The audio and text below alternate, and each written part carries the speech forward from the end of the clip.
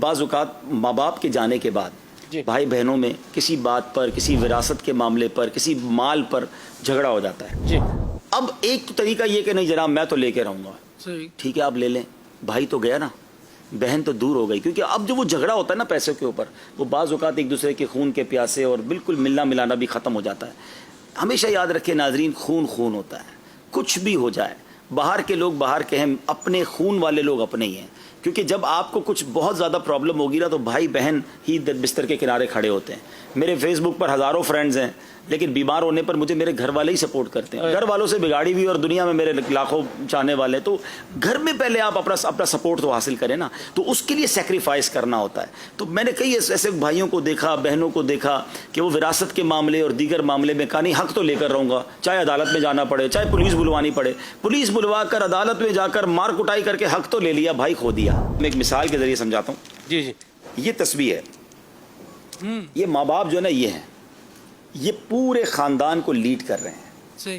اور یہ جب چلے جاتے ہیں نا، ہم نے تسبیح کے دانے جس طرح بکھرتے ہیں نا، اس طرح خاندان کو بکھرتے ہوئے دیکھا ہے. خدا را جوڑ کے رکھیں خاندان کو، بکھرنے نہ دیں، تھوڑا سیکریفائس کر لیں، معاف کر دیں. آپ کو لگ بھی رہا ہوگا زیادتی ہو رہی ہے میرے ساتھ، یہ میرا تھا، بھائی کا ہی ہے نا، بھائی کو ہی جا رہا ہے نا، بہن کو ہی جا رہا ہے نا، اپنے گھر میں جا رہا ہے نا، چلو اللہ اس کو خوش رکھے. یہ میرا بھائی نہ چلا جائے، یہ پیسوں سے نہیں ملتا. یہ خون اور یہ جو خاندان جڑا ہوا ہے نا، یہ کروڑوں روپے خرچ کر کے نہیں جڑ سکتا.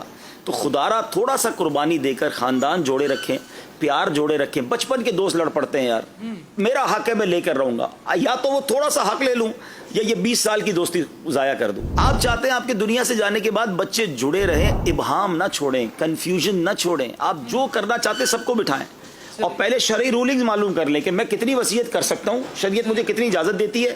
اور زندگی میں اگر کسی کمزور بیٹے کو یا کمزور بیچاری وہ بیٹی ہے یا غریب ہے، آپ اس کو سپورٹ کرنا چاہتے ہیں تو باقی بھائی بہنوں کو اعتماد میں لیں اور اس کو سپورٹ کر دیں جو شریعت اجازت دیتی ہے. اور اگر آپ کچھ وصیت کرنا چاہتے ہیں تو وہ لکھوائیں، سب کی سائن کروا لیں. آپ جب چیزیں کلیئر کر کے جائیں گے تو آپ کے بچے جڑے رہیں گے. ایسے ماں باپ نے بعض اوقات کام کیے کہ بعد میں ماں باپ کے کہے پر بچے لڑ پڑے اور وہ دوریاں ہو گئی. تو یہ پیسہ بڑی خطرناک چیز ہے سلمان بھائی، یہ اپنوں کو بھی دشمن بنا دیتا ہے. مثال کے طور پہ ایک بیٹا، یعنی کئی بچے تھے، والدین نے اپنے بچوں کو شادیاں کروائیں اور گھر بنا دیے.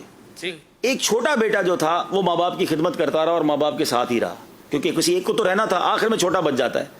ٹھیک ہے جناب، اس کی بھی شادی ہو گئی لیکن وہ اپنی فیملی کے ساتھ ماں باپ کے ساتھ رہا. مثال کے طور پہ والدہ کا یا والد کا انتقال ہو گیا، پھر بھی وہ رہا. اب والدہ کا انتقال ہوا، اب سارے بھائی آ گئے کہ یہ گھر بھی بٹوارا ہوگا. شریعت کے مطابق تو ہوگا، لیکن اگر ماں باپ، اچھا وہ بچہ یہ سمجھتا رہا یہ گھر تو مجھے ہی ملے گا، ماں باپ نے، میں نے خدمت کی، ماں باپ نے کہہ بھی دیا ہوتا ہے، لیکن نہ کسی کو گواہ بنایا. اب جس نے ساری زندگی زیادہ خدمت کی وہ روڈ پہ آ گیا. سب کے گھر پہلے بن گئے، وہ بیچارہ خدمت کے لیے ماں باپ کے ساتھ رہا اور وہ آخر میں روڈ پہ آ. یار آپ پہلے ہی کلیئر کر لیتے، سب کو بلا لیتے، شرعی تقاضوں کے مطابق اس بچے کو گھر دے دیتے کہ بھائی دیکھو تم سب کے گھر بنا دیے، اس نے میری خدمت کے لیے الگ نہیں گیا. لیکن سلمان بھائی یہ وہ بے وقوفی ہے، یہ وہ جس کو کہیں کہ ابہام اور کنفیوژن ہے کہ بعد میں گھر ٹوٹتا ہے. میں پہلے بھی ایک سلسلے میں کہا تھا، دوبارہ کہہ دیتا ہوں شاید کسی کو کام آ جائے.